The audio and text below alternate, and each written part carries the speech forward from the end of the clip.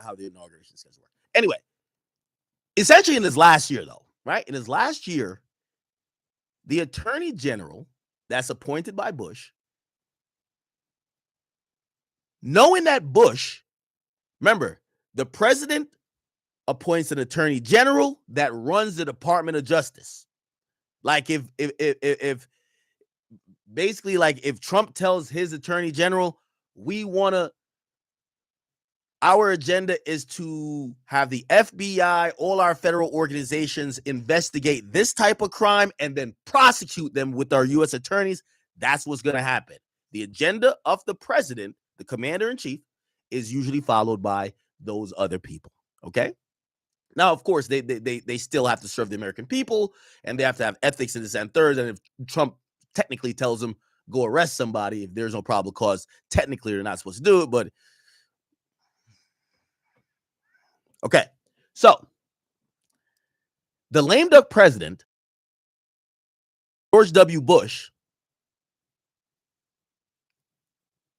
attorney general, signs a historic plea that is controversial. You essentially give this guy immunity for fucking kids, knowing that George W. Bush and you will be out of there momentarily. So no other president that comes in, or a president that come in with pretty much their DOJ, could fuck with it. That's some creepy shit. You get what I'm saying? So the guy who did it, and we got his Google shit. He was appointed as the assistant attorney general. So he was an assistant attorney general.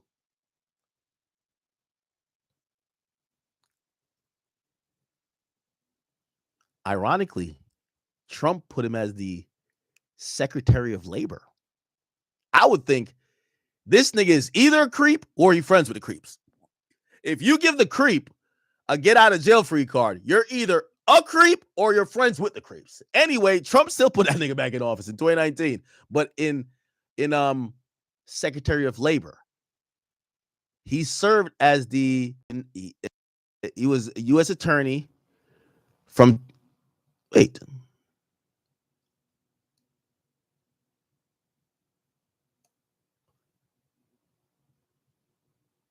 Oh, he was a former, at that point, he was a former assistant U.S. attorney general for the Civil Rights Division. So he used to work for the attorney general. This is kind of a weird ass deal. He wasn't even an assistant attorney general then. He was just a U.S. attorney.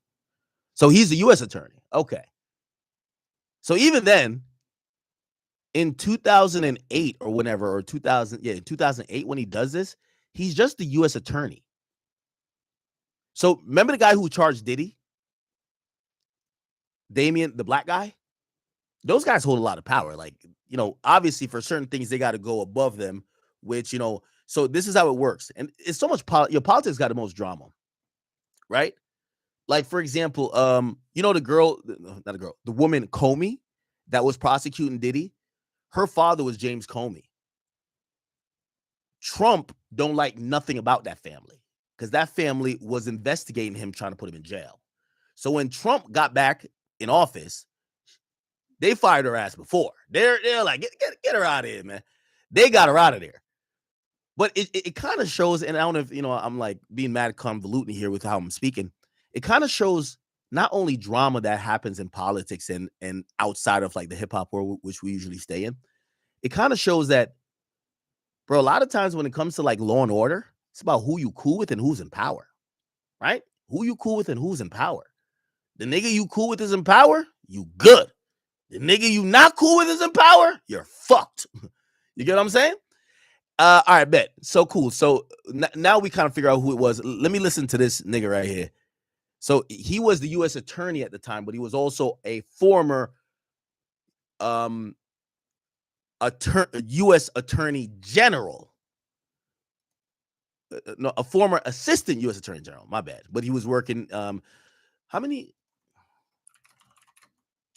many assistant attorney generals are there? That's interesting to know. There's 11. Oh, wow. There's 11? AAGs. Okay. So they're the step up before this one guy who reports straight to the president. So we have the attorney. So we have Donald Trump. I'm giving you hierarchy here.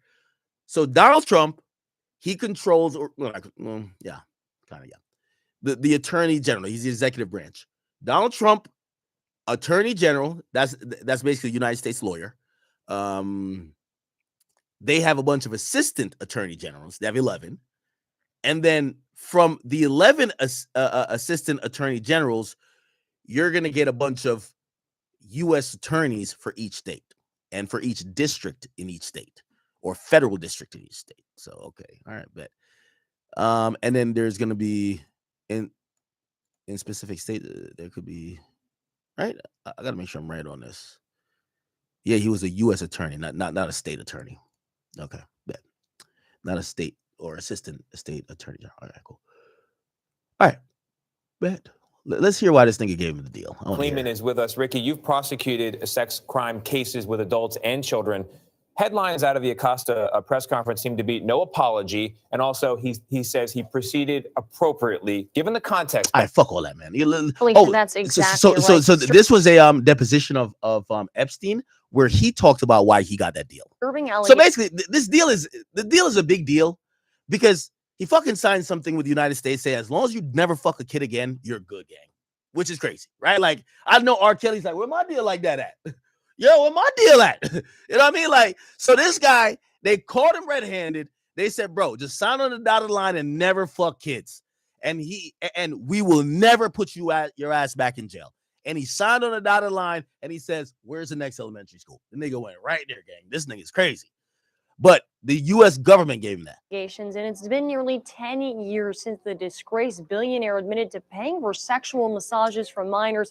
Jeffrey Epstein only spent a little more than one of those years in jail. Now, one victim advocate says these new filings show the feds made a deal that favored Epstein and robbed these young women of their rights.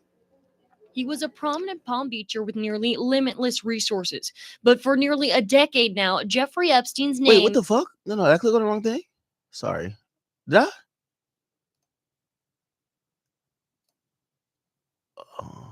I'm gonna watch that after. I thought he said something to I thought I clicked on that. CBS News legal analyst Ricky Kleeman is with us. Ricky, you've prosecuted sex crime cases. Jeffrey Epstein had explained the deal. It was like Epstein explains sweetheart deal. There is a deposition of him. Here we go. This is Depo. Oh, it's the same thing. Maybe I should just watch the Depo. Like, Jesus Christ. Felicia, that's deeply on state right until this month. Okay. A few weeks ago, the prosecutors entered into an agreement without their knowledge, and then. So this is also very odd. So usually, if hopefully I've never been a victim of a crime, but when you're a victim of a crime, there is a lot of victim laws on the books that say you have a right to know. They have to notify you. It's kind of like even, hopefully you guys never been in a domestic situation or whatever, but they have to notify you if you're the victim, if the person that supposedly did something to you, if they're arrested, if they're released, they got to give you information about the case. You are entitled to it. In this particular case, the nigga fucks the kids allegedly. Well, not allegedly. I don't know exactly what the details were, but it was about procuring prostitution from kids. And he and the mothers of the kids did not get told about the plea. It was just like nobody cared. Then covered it up until just days before Epstein entered his plea in court. Records show in a 2007 interview, Jane Doe told federal agents, quote, "I hope nothing happens to Jeffrey because he's an awesome man and it would really be a shame." The interview was conducted in front of an attorney on Epstein's bankroll. I think it shows that Jeffrey Epstein tried. Oh, Jeffrey was paying for the lawyers for the prosecution agreement. Oh, all right. We might have to watch this after. Okay, cool. So let me just play this Acosta thing. An hour. And after this, I'm going back to that main interview, and then I think we're gonna wrap it. We still got mad other topics. We got to talk about Kanye and J. Cole. Today, the U.S. Secretary that we proceeded. Okay, so this is the guy who gave the deal, right? I'm thinking he's a little bit creepy already. Like, come on now, bro. Here we go. Unusually lenient. Earlier this week, federal prosecutors in New York brought new charges of sex trafficking against Epstein. Today, Acosta defended his handling of the 2008 case. We believe that we proceeded appropriately, that based on the evidence, and not just my opinion, but I've shared the affidavit, based on the evidence, there was value to getting a guilty plea and having him register. Also he did register as a sex offender, I believe. I understand what the victims say, and I'm not here to try to say that I can stand in their shoes or that I can address their concerns.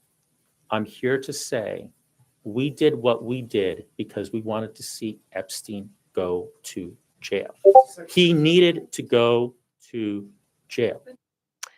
Here with us now to delve into Secretary Acosta's comments and other developments in the Jeffrey Epstein case are our own Yamiche. Okay, so they basically said, the nigga's basically saying, I promised to not lock him up again as long as he took some jail time and don't touch no more kids and register as a sex offender. And this is a fucking billionaire. Think you gonna tell a billion? Yo, Diddy was being investigated for all them drugs. Diddy had the freak off supplies when he got locked up. Like, you would think that, yo, Diddy, they're investigating you for a freak off, baby oil and shit like that. Maybe you don't want to have it when they lock you up. The nigga had all that shit there, bro. All of that shit, bro. Okay.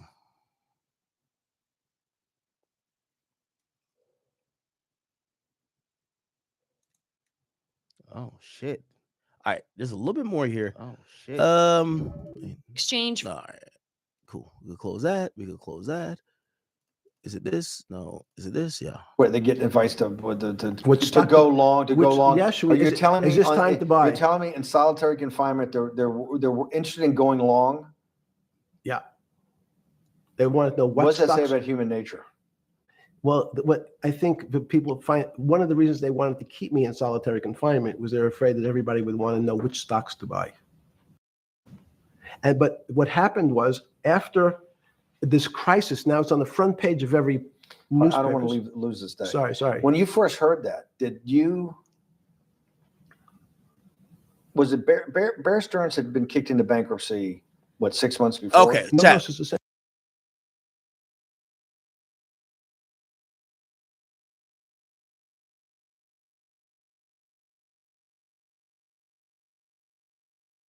Time. Now there is some this is some spicy shit, chat. Watch this. Oh my god.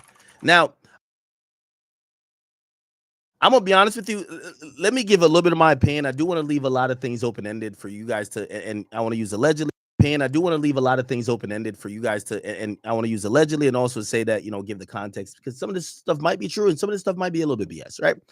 Especially we read this in the mention, the Pusha T and Jay-Z thing. Could be real, could be BS. And the reason why I say could be real, could be BS, this is a thing from a crisis tip line. There's not much follow-up other than somebody saying it. And also, when asked if you want to give her your address that we could follow up with you in this and third, she said no, right? So this is a little bit, do you believe, do you not? Now, again, apparently, and from I'm seeing people send me stuff here. This ain't the first time or the only time Jay-Z supposedly mentioned. This is, to me, the most important part right here, Chad. Oh, man. Look at this. So,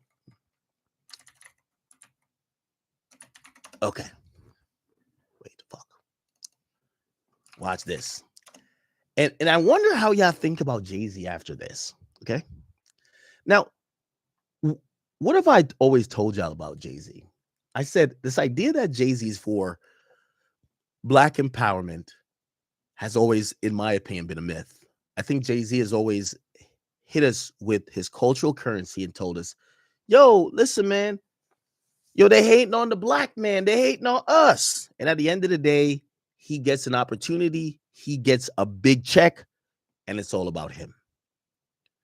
Yo, we done with kneeling. We passed that. Yo, by the way, I'm running the Super Bowl now.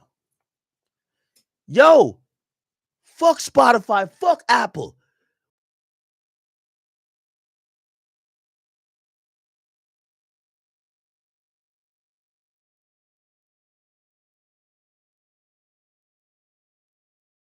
We need to support Tidal. This is one for the artist, by the artist.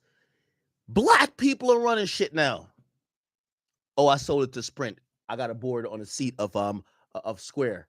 Yeah, me and Jack Dorsey are friends. I've told you guys this a million times. I just seen something. I wonder if this is. Listen to this, chat. Let me read this. Oh, wow. Here we go. Look. Now, of course, it's posted by Diddy Doc. You know, I think a lot of people who probably either support Diddy or cover Diddy, they're like, yo, Jay.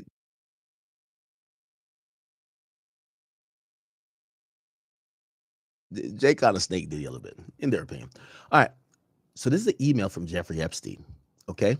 And it's from Jess Stolley to Jeffrey Epstein. Now, it's important that we look up who all these people are, right? Because we need to be, abreast of who the fuck we're talking about.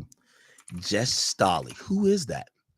Now, Jess Stolley is an American banker and the former CEO of the Barclays.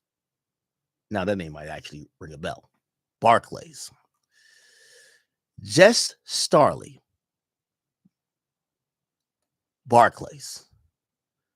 He became the CEO of the Barclays in 2015. Why did he leave the Barclays? He left in 2021. Okay. Let's do more research, right? So from 2015 to 2021, Stolley is the CEO of Barclays. I don't know. There's something called the Barclays Center. When was the Barclays Center built? Well, it was built between 2010 and 2012, right? Construction started in 2010, and it was officially open in 2012. But we should probably, I don't know if, I've always heard Barclays. I still don't know what the company does. Let's look it up. Barclays. What is the Barclays? So the Barclays, let's look it up. It's a British multi-universal bank. Its headquarters in London. It operates in 5 divisions: UK consumer, corporate, private, and wealth management. Okay. Traces its origin to something in London. Okay. Barclays. Now, that's interesting. Now, in the sponsorship in 2007, the Barclays agreed to a 20-year naming rights for $400 million for the Barclays Center in Brooklyn. It's now the home of the Brooklyn Nets. 2 years later, due to the slump of the economy, the deal was negotiated to $200 million. Interesting. Now, if anybody remembers at that time, there was a huge thing about gentrification. And I don't know if y'all remember these videos. Jay-Z did one on, let's see, Jay-Z rooftop. It was a rooftop. It was a rooftop when he was talking about the Barclays. Do y'all remember this? A bit of success in the street. Chat, remember what I always said about Jay-Z? Jay-Z is someone who knows how to control black people.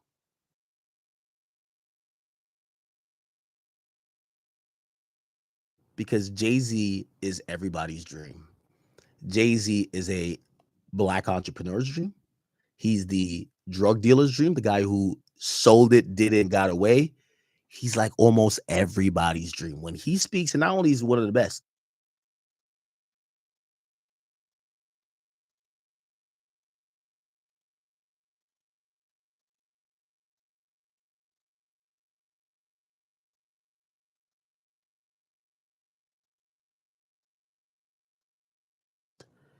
he holds a lot of cultural capital. So anyway, here we go. And we have a club in the Barclays Center, 4040 Club. Now, we should look at the time. This is 2019 when this video came out. Right? Oh, was it 2019? I'm not too sure. Maybe the timing of this will make all sense to y'all, right? That looks right out onto 560 Station. Stand in the club right in the corner. I look.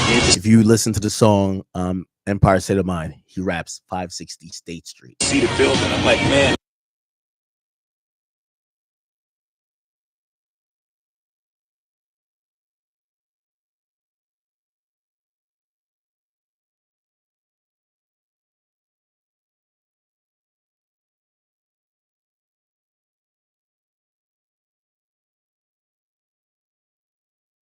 560 State Street. See the building. I'm like, man, I lived in that building for years. I've been on the roof. So Jay created these series of videos where I think he even goes on the subway, and when he goes on the subway, I think he sees like an old lady, and the old lady didn't even know who he was. But Jay-Z even taking the train was like a movie in itself, right? Is it in this video? I'm not too sure if it is, but I remember this rooftop video where he's basically just pointing at the Barclays as, you know.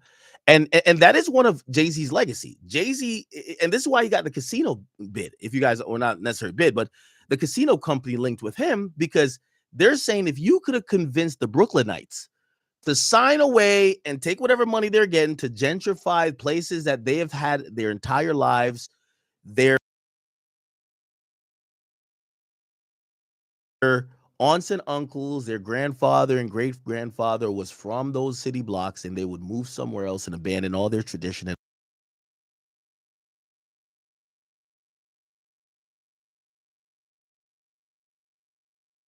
abandon all their, you know, their roots.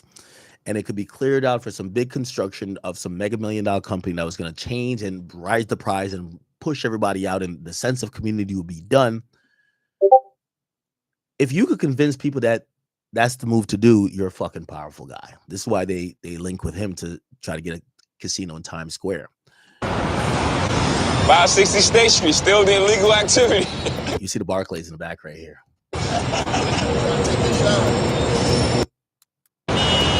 And that's what I'm saying. The 40-40 Club is right. You see that little. Now, it was always like this joke about supposedly how much of, like, later when the Nets went there, how much he supposedly owned, and then you know, supposedly, like, you know, well, not supposedly, he definitely has a club in there, the 40-40. Anyway, just interesting to know. But let's you know, apparently the Barclays naming rights, 400 million, Jay-Z Barclays. Interesting. So we know who Jess Stolly is now, right? That's the Barclays CEO at the time, right? They said, you want to know why we are not in Sao Paulo watching TV ads on the Super Bowl? It's all about hip blacks in hip cars with white women. The group that should be in the streets, they've been bought off by Jay-Z.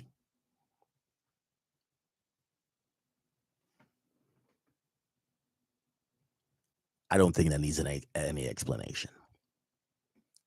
The CEOs, should I read it slower?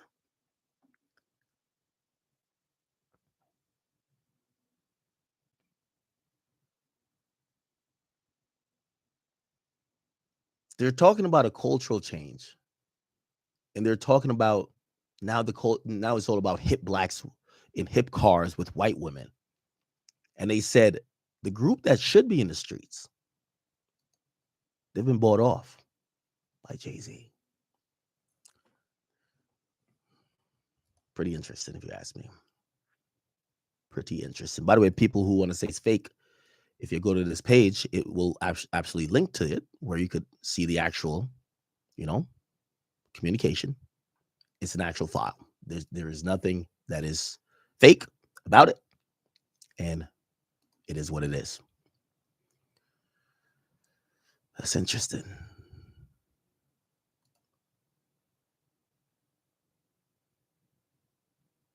Now, this is some more. Wow.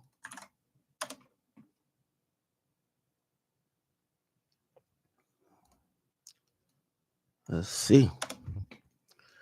As we say in law, Mr. Green is right. Teams reported that there's speculation. Let me see. All right.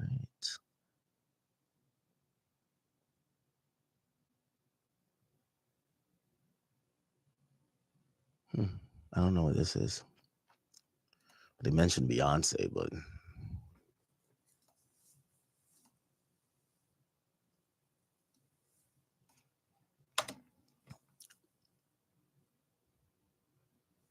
now girls come out expecting to find Tiger Woods, says Andrew Parker. It's a Thursday night, and we're at CV Lounge on the Lower East Side, which is not one of the big name exclusive venues, but it has a certain cachet. Jay-Z and Diddy have stopped in to check out a private couple room. Parker is a 40-year-old dandy dressed in self-designed suit in an ebullient pocket square and tinted glasses. He used to own a clothing store on the East Side. He's mostly known for being at parties. A launch from a small batch bourbon, or the premiere, whatever. Okay, interesting. There's a new breed of girls coming to the clubs, he's saying, wanting to hunt the big game like Tiger. But it's harder now than ever, because the inverse is also true. Men have been warned by what happened to Woods. They're talking about Tiger Woods. They're more cautious when they meet a girl. They don't give last name or occupations. So it look like it's like a cabal of like secret women who are dealing with these millionaires and billionaires. And this is after the Tiger Woods thing. And they're kind of like, you know, these guys who are kind of help setting this shit up is like, yo, we're trying to make sure nobody gets done like Tiger. The odds of meeting an investment banker who would really take care of you are slim. Girls are more likely to run into guys like Parker. He has tables, which means he's sometimes a promoter, and the club will give him a table and a few free bottles with the understanding he'll bring more pretty girls. He dresses like he has money, goes out like he has money, but he doesn't really have the money they're really looking for. I've had at least a dozen girls over the past year not call me back because I don't have as much money as they thought I did. His good suit shrugs. I slept with them. I wasn't planning on marrying them anyway. If you're looking for whales, you go out on a Thursday night. Bankers go to Avenue and One Oak on Thursdays. Mainly these guys just want a girl for the night. Possibly a long weekend in Vegas or Miami. To meet these guys, a pretty girl just needs to hang around the table or wait for a VIP host or bottle waitress to pluck them from the bar and say, hey, come on over and have a drink at this booth. The girls who are more experienced at this game will already be at a table with other men. Possibly they'll be looking to trade up from traders to hedge funds or from hedge funds to celebrities. Speaking of girls to trade up, here at the table with Parker are two quotidian exemplars of who we call Kelly and Rebecca. Both are 24. They aren't models and they aren't beautiful, but they're young enough and pretty enough. Rebecca is quiet and smiling. Kelly's a freelance banker. They get to the bottom of their drinks quickly and often. Wow, what is this? Rabbit hole gets deeper, chat. I wonder if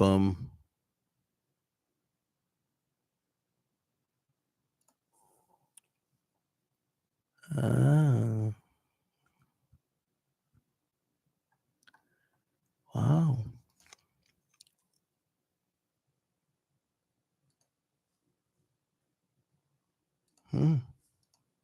Interesting, chat. Fucking interesting. This is part of. I'll say this, you know, and I'm gonna be a little bit measured and cautious with some of the stuff.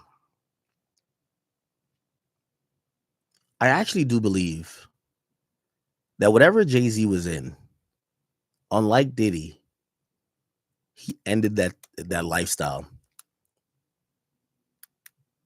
I would say at least over a decade ago. I think he ended that lifestyle. And that's why, number one, when these things come out, I think he stays quiet. I think when these things come out, it also seems very shocking because that's not the light he's portrayed in anymore. Gone are the days with him rapping the lyrics about big pimping or girls. Those are gone. Now, granted, of course, he's a married man. But if he was still talking in that tone, such sexual deviancy, if you believe it, might be something that you're like, all right, that's not too far-fetched. At this time, we kind of look at it like, yeah, these people probably capping. And I think that's the beauty of a rebrand, because it'll have people questioning if you were even capable of doing those things. Diddy was still trying to fuck on Young Miami. We look at him like, nigga, you did that shit. Interesting. Play a couple more minutes of this, and then we're gonna move on to Jermaine Cole. Part of the same deal. I thought, but no. Bear Stearns. They just said the Bear Stearns. They saved Bear Stearns and didn't save Lehman Brothers. That's right. it. 6 months before they had bailed out Bear Stearns, but Bear Stearns was still a zombie. A shell of its former self. A former self, but they had quote unquote saved it. They admit. Why did they make the decision in your mind? why did Hank Paulson and Bernanke, what's this concept of moral hazard? Explain to the audience what moral hazard is, and why did they save Bear Stearns? By the way, another little side note here. I'm wondering why. I just seen it. So my Instagram post of 50 Cent posting Jay-Z, Harvey Weinstein appearing in the DOJ's latest Epstein file. Keep in mind also Pusha T. And 50 says, I know I'm late on this, but it's kind of crazy. What do you do to get thrown in that mix? You guys won't see it, but Pusha T liked the post. People even comment. They said, Pusha T liked this post. I'm dying. Yeah, Pusha T actually liked this post. I don't know if I can search it, but yeah, he does. He liked the post. I see Pusha T liking this. I don't know. Stearns 6 months before, and why did the smartest guys in the room decide not to save Lehman Brothers? It's a good question. The real issue is I'd have to go back when you have these systems to the way your doctor responds to any type of emergency in your body. If they might decide to save your kidneys and let your gallbladder go because the gallbladder is less important to your overall system. If at that time, even it's not that long ago, the boogeyman was when said, well, what really happened? Jeffrey, what really happened? What is this financial crisis? And, some of the progressives and the right wing blame it on the banks. It was the banks' fault. And it's the fault of this very esoteric, unknown concept of derivatives. It was really the derivatives that caused this financial crisis because the derivatives got somehow out of control and in the Mickey Mouse. And that was the way you started your road to a billionaire went right through derivatives. Yes. But derivatives were not the cause. Derivatives were not the cause at all. Now, I'm going to go down this rabbit hole. Have some patience with me.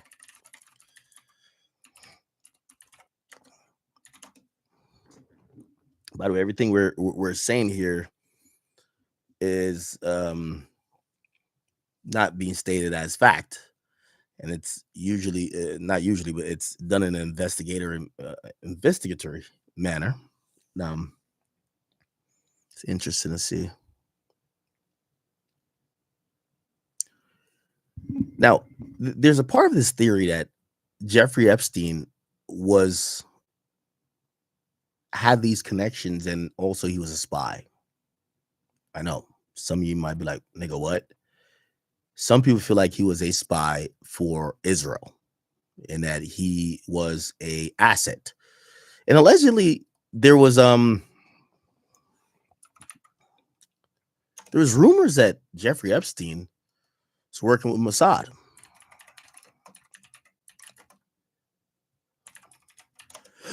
Now the Mossad is the CIA for Israel, right? Let me see if I could watch something that explains it really quickly. Let's see. In the newly released Epstein files, there is an odd exchange going on between Jeffrey Epstein and Israel's former Prime Minister Ehud Barak, where Jeffrey Epstein asks him, why would Jeffrey Epstein be talking to the Prime Minister of Israel? Hey, can you clear up the air and make sure you let everybody know I'm not actually Mossad? Excuse me. So, okay. So he reached out. Okay. So it's baffling, and it's a interesting email. Let me just go ahead and pull it up for you so you guys can see. So this was written back in 2018, December 17th, 2018. Ehud Barak, the former Prime Minister of Israel, tells Epstein, "Hi, Jeff. Are you going to be in London on Thursday?" Best, Ehud Barak. Jeffrey Epstein responds, "Unfortunately not. You should make it clear that I don't work for Mossad." Smiley face. Ehud Barak responds to that, asking, "You, $, or I?" He probably misspelled there. "You or I?" ? Jeffrey Epstein responds again saying that I don't. Happy face. Smiley face. So this is kind of the exchange that we have going on. Oh, let me center my screen so you guys can see it better. There we go. And you know, if you were ever weren't convinced that Jeffrey Epstein was an Israeli agent, well, there's your proof. I mean, oh, can you also, you know, just let them know, wink, wink, that I don't work for Mossad? What kind of exchange is this? It's like truly the way that they're just pushing everything and writing it all out on email. This among the hundreds of other files that we've seen that just clearly outwardly show, okay, this guy is an Israeli agent. This is one of the files that were released today. And then a few videos back, I made a video showing that. Interesting. So it's a little bit more of a theory. So maybe I've it's a seen this good guy idea. like appear on Flagrant. He was kind of breaking it down. Let's see.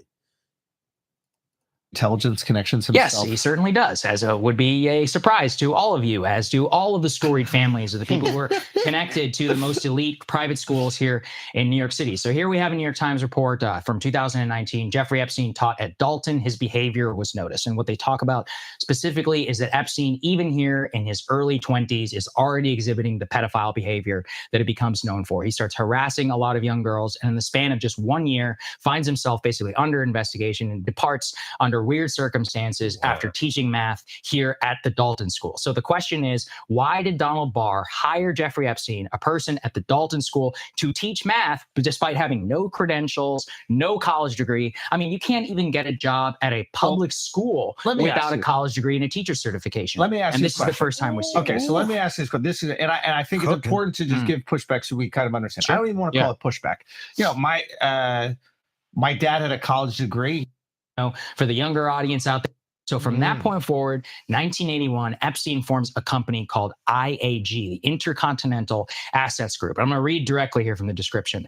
He is a, quote, high-level bounty hunter who helps clients recover assets. This is the first entree into what will eventually sprawl as a global intelligence network, because a high-level bounty hunter who helps you recover money is not involved in, quote, legitimate business. What does that mean, recover money? Yeah, exactly. So it's in many cases, he eventually gets involved with people who are running Ponzi schemes and basically keeping and hiding money offshore. He sells himself, and it's very unclear because none of the records of this have ever really been released. But the description of high-level... Okay. It's just a really deep rabbit hole, right? He looks bleeding at the same time. What do I do first? I have to think about it as going to have people lend you money, though you are a subprime. The accounting firms, there's something in this country called GAAP accounting, which is a standard type. Yes. Normally were. No, this is the last interview you ever did at his house. Girl, and what every one of those mathematicians, Plotinus or Plotinus, Pythagoras, soulless. So out of our systems run from the lion or figure out a way not to be eaten. And my competition is a local African. I'm the one who's getting eaten because they have the intelligence to deal with their local environment. So it's just different. It's not better, it's not worse, but there's many differences amongst different types of people. And so people have different intelligences. And walk us through that. In 1978, I think it was, across the news wire, it forms a much broader category on things so that I can the same way, right?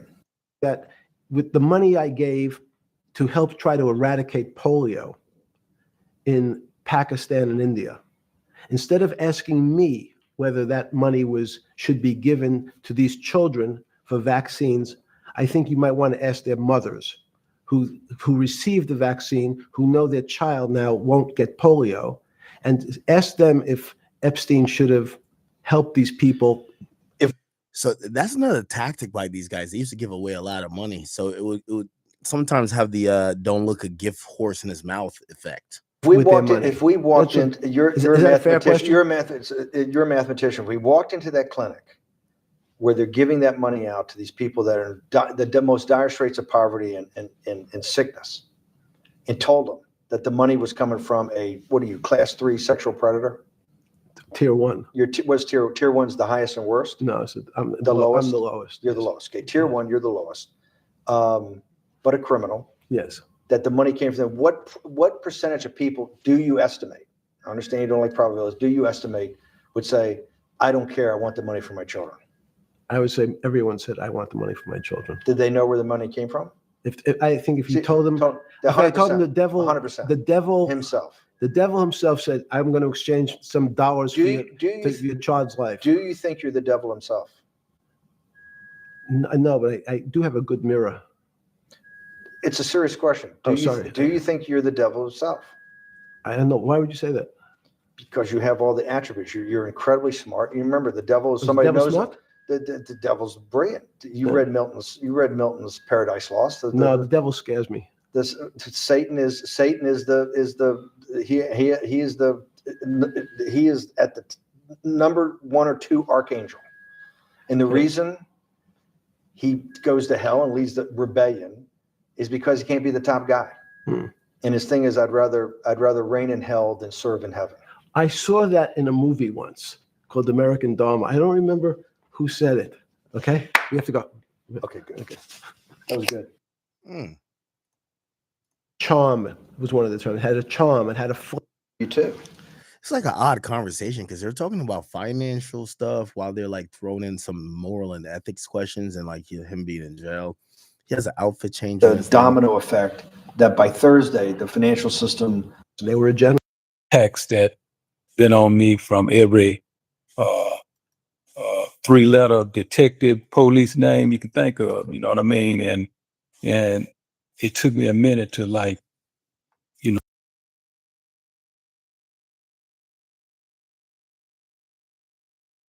place where everything that I attempted to do, I was attacked by them to a certain extent. But the power of putting, my life challenges and the goals and different things that I was able to accomplish and do in life was more powerful than the fear of being in bondage where any of those people was concerned. So, I figured out how to do it, and I figured out how to do it in a way where, it wouldn't offend nobody but the devil. I got you, man. I got you. Now, it was an excellent write. I actually enjoyed it. I recommended it to some people to read already. So, but I can see you put your heart into it, especially you talked about even your family, certain losses and sacrifices. I applaud you for being so open in the book, man. You know what I'm saying? It's hard to do that sometimes, and whatnot. In relation to everything that you do, man, and all the businesses that you do and the people that you help, you don't just give them a way to come up out of the streets or to make money. You actually guide them in a way that they should carry themselves as far as their character is concerned, their principles. Speak about that, about how they build their legacies, man. Yeah, no, I think it's real important. And back to the book was a fine example of me sharing my experiences, sharing my streets, bad for the streets. What's your view about some of these guys, man? Here we go. You know what I mean? So who do y'all think Jay Prince is talking about here, chat? So if you don't know, Jay Prince has been promoting this. I don't know if this is a second edition of it, but he's been promoting this book as long as I remember. Like, I remember, I think it's only one book, but I remember he was even trying to come up to Everyday Struggle when I was still on it. And I left Everyday Struggle in, like, was it 20? When did I leave Everyday Struggle? Like 2021 or 2020 or something, right? That's who I am as a person first, and it is automatic, with people that I love and respect. Yeah, I got you. I feel you on that. You mentioned something too. I think of just a second ago. Let me ask you this question. Here we go. What do you think about, as far as hip hop is concerned? What do you think the podcasters these days? Do you think that they're good for hip hop, bad for hip hop, good for? Here we go. Streets, bad for the streets. What's your view about some of these guys, man? The messages that they send. Yeah, that's like a bittersweet situation for me because I have I've been attacked with the lies and the different things where a lot of podcasters are concerned, and I believe if the podcasters that's blatantly lying on people the way they're doing, if they keep campaigning. Who are the podcasters who lie on people? I felt like he was very vague, and I was trying to think. So y'all got to help me out. Who are the podcasters in question he's talking about? They're gonna get elected somewhere down the line, and it's not gonna be an election that they're gonna be able to smile about. Oh shit! You know, that situation is you know, it's real deep with me because I love the hip hop culture. You know, a lot of my blood, sweat, and tears have went to the foundation of creating this culture. And when I see different podcasters, and I start with myself, you know, you got one of them that like to talk loud, you know, and punk out the other podcasters. That's not me, is it? I don't want to be on J Prince's bad list. And you know, they tell all these lies on your character and Okay, that's not me. Assassinate your character. And when it look like you want to, you know, have something to do with them, they call the FBI. I got one call the FBI on me. What? Wait, what? Call the FBI on me, and then had the FBI to call him and record like they called him first. So this is the type of game they play. And then you got oh shit. Oh, I think you're talking about Whack. FBI agent Whack. Now the FBI called about J Prince. So the FBI called Whack to try to make sure he wasn't, you know. Here we go. Let's see. Everybody's okay. Here we go. So this is a call of the FBI who called Whack 100 about J Prince. When you helping with a Larry Hoover project. building. We got a house. Okay, yes, sir. Well, that's what I'm kind of.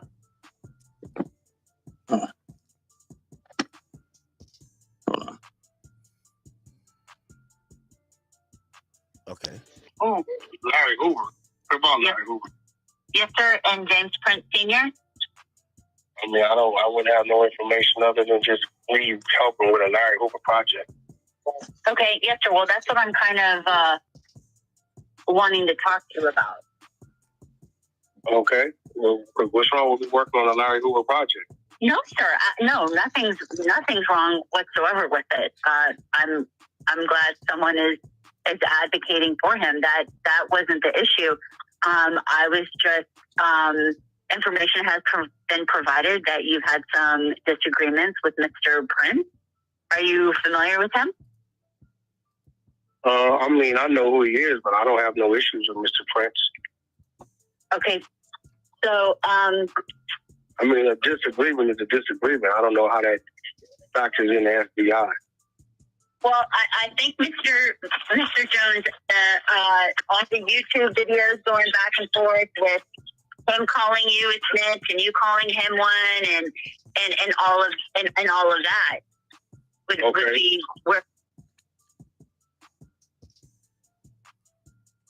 So this is the FBI calling Wag and says, "Yo, listen, what's going on with this beef with you and J Prince? Are you getting threatened?"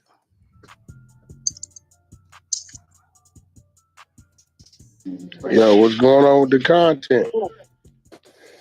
Hey, this is premium content. And of course, there's nothing wrong with that whatsoever. We're just making sure that no threats have been made to you from anyone associated with him over y'all's dispute. No, I haven't. No threats have been made, nor do I feel threatened. You know, too many. Damn, Whack a street nigga, man. Has J Prince threatened you? Nah, I never heard no threats. What are you talking about?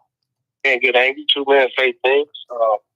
We've both been in each other's presence from time to time. I know his children. Nah, not at all. I don't feel threatened. Was it something you guys know that I don't know? As far as I'm concerned, it's just, you know, the daily bullshit propaganda that happens on social media. Oh shit. Okay. Now, J Prince wasn't done there. Another one, you know, out of New York that you know, No, don't tell me Jay Prince about this. Me, Jay Prince, I love you, bro. I'm trying to get down with mob ties too. Like, well, not really, cause now the takeoff thing fucked me up. I ain't gonna lie. But like, I rock with y'all. I like y'all. I got no beef with y'all. Oh man, he about this me. Then you got another one, No. Out of New York that, play like he was a victim, but he's a volunteer. He like men. Whoa. Time out. That's not me. Wait, no. Nah. Wait, hold on. Nah, stop it. Wait. Nah, hold on. Nah. What is it? Joe didn't say he bi-curious. You talking about Joe? Nah. Hold on. Nah, hold on. Hold on, bro. Hold on. Yo, stop it. I thought it was talking about me. I'm like, nah. I thought it was gonna be like, yeah, there's another one out of New York. I think that nigga try to solve the takeoff murder, man. Fuck that. I thought he was gonna say that. Oh wow. Hold on now. Play like he was a victim, but he's a volunteer. You said a nigga play like he's a victim, but he was a volunteer. It's crazy. Like men. You know what I mean? So he is out of New York that, play like he was a victim, but he's a volunteer. He like men. Just stop. You know what I mean? So he, like the, hey, he's not talking about me, Chad. I know you're a punk, then come out the closet. That's right. That's right. I mean, Yeah. and then you got this other one. Wait, hold on. Oh, they said that's Hassan Campbell. Wait, nah, no way. The full episode of this podcast. And decided to sit up there and say, I don't know the situation with that paperwork. I don't know how that paperwork came about. I don't know the caliber of the nigga of that paperwork. But he came in, he checked in your house. Mob ties, right? Fuck your mob ties. Fuck your mother and everything that gave birth to you, you bitch ass nigga. I don't respect you because you had a child that wasn't a street nigga. Takeoff was a baby. He died in your camp. When I go outside and I'm amongst my niggas, Jay Prince is a powerful nigga. Jay Prince could suck a. Listen, I want you to understand something. Jay Prince could suck a soft dick, a hard dick, a long dick, a small dick. I don't give a fuck about Jay Prince. He could suck any dick, and that's coming from Hassan Campbell. Yeah, I heard who that came from. Whoa, shit. Why people keep saying Hassan like gay though? Bro, Hassan never got fucked. Like, y'all niggas gotta cut that out. He said he got thighed. That's a big difference, nigga. What the fuck? He said he got thighed. You know what I'm saying? I know these niggas not lying. Bam knew that there would be some physical evidence. So what he did was he thighed me as a young boy. He thighed me as a young boy. Where he basically rubbing his penis in between your thighs and not going into your anal cavity because he probably realized at me being so young, the damage, I would probably have to go to the hospital. He would probably have to answer. He knew that Bam is not stupid. So my first experience, and see, he can't call me a liar because at the end of the day, I know where the house is at. I know he owns a house in Connecticut. Bam can't. The reason why he played Ron Savage the way he played him, everybody knows me to be a son of Bam. So when I came forward, it was like devastating. It's like having a heart attack. You cannot deny it. On top of the fact that this ain't the first time, like, you got to understand something. Bam is like the boogeyman of little boys. Not just in Bronx River, Bronxdale, which was an L projects back in the day, nothing but killers. Soundview. He was the boogeyman. Lambert. Why do you think when you see Zulu now, most of the dudes are older dudes? You don't see too many young boys no more. Why do you think at this point in time with Bam Bada, he's giving the Zulu Nation a gag order to be quiet? Because there's victims that's still there right now that might tell. So how's the work though? I'm trying to.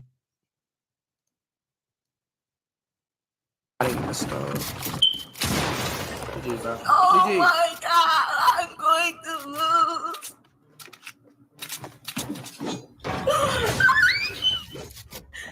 Please, Pete, I need this. My mom is kind of homeless. I live with my dad. I want to help her out. Speed, I'm watching the stream while you try not to laugh, bro. That's disrespectful, bro. What's wrong with you, bro? Stop laughing, bro. Look at you smiling, bro. You disrespectful as bro. You don't like your fans? You don't like your fans? Why you laughing at your fans, bro? Nah, I'm real disrespectful as bro. I'm not laughing, Steve.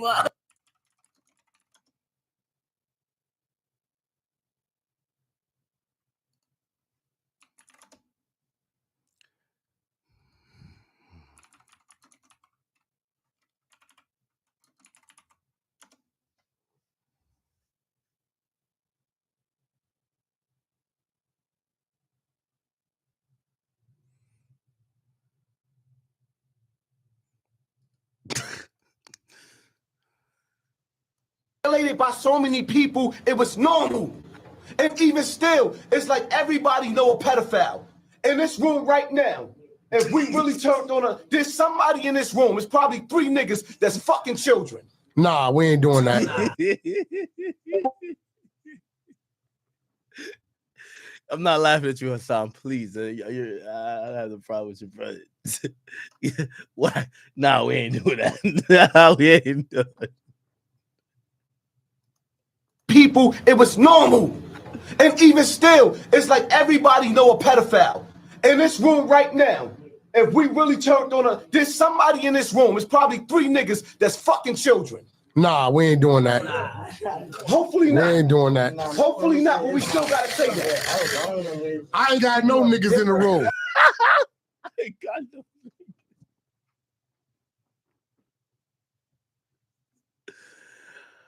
I don't know. My bad, chat. My bad. All right, let's get back to it.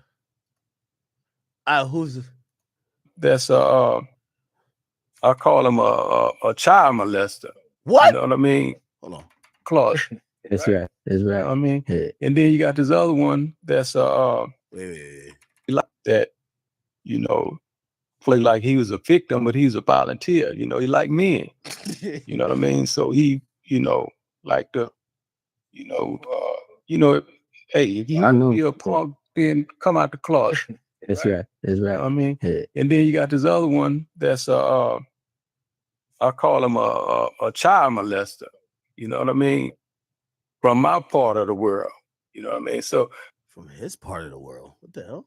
You got all these different people that's they wake up every morning to assassinate. Who you talking about? You know, the character. And good men. Yeah, good men. People trying to help people, trying to make life better for people around them. You know what I mean? And with all that noise.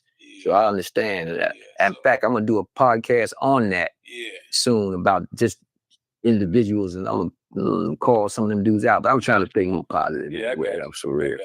But that's how I feel about it. Then you got the group that actually, you know what I mean, speaking positive from a wisdom point of view. And you know, the only person I know from like Texas is Charleston White. But he can't be talking about Charleston White. So who the hell from Texas? Uplift, you know, certain people or not. So yeah, that's how I feel about that. Though. Yeah. Matter of fact, you recently when I was reviewing things yesterday, I was going over. You think it's Charleston White?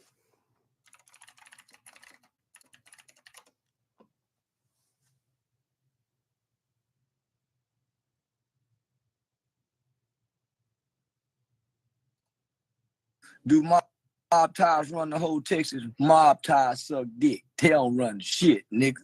Fuck you talking about. How the fuck mob ties run something and nigga got to call the police when mama and them need help? How the fuck do mob ties run something, nigga? When Sandra Bland got killed by that white boy state trooper, mob ties were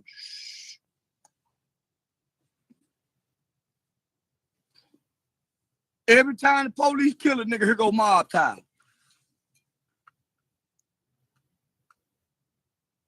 When a nigga chain get took, give a mob tie. Say, give him back his goddamn chain.